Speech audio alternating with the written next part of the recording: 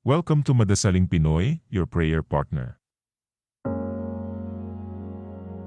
Ngayon ay Miyerkules ng unang linggo sa panahon ng pagdating ng Panginoon. Ang mabuting balita ng Panginoon ayon kay San Mateo. Noong panahong iyon, nagbalik si Jesus sa tabi ng lawa ng Galilea at siya'y umahon sa burol at naupo. Nagdatingan ng napakaraming tao na may dalang mga pilay, bulag, pingkaw, pipi at marami pang iba. Inilagay nila ang mga may sakit sa harapan ni Jesus at kanyang pinagaling sila. Namangha ang mga tao nang makita nilang nagsasalita na ang mga pipi. Gumaling na ang mga pingkaw, nakalalakad na ang mga pilay, at nakakikita na ang mga bulag. At nagpuri sila sa Diyos ng Israel.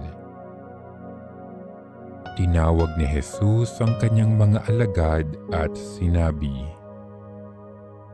"Nahahabag ako sa mga taong ito sapagkat 3 araw na ngayong kasama ko sila at wala na silang makain. Hindi ko ibig na sila'y paalising gutom, baka sila mahilo sa daan."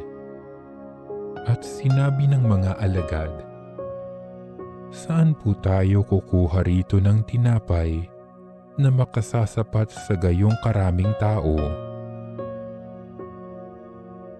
Ilan ang tinapay ninyo riyan?" tanong ni Jesus sa kanila. "7 po," sagot nila, "at ilang maliliit na isda." Ang mga tao'y pinaupo ni Jesus sa lupa. Kinuha niya ang 7 tinapay at ang mga isda at nagpasalamat sa Diyos. Pagkatapos, pinagpira-piraso niya ang mga iyon at ibinigay sa mga alagad para ipamahagi sa mga tao. Kumain ang lahat at nabusog, at nang tipunin nila ang mga tinapay na lumabis, nakapuno sila ng 7 bakol na malalaki.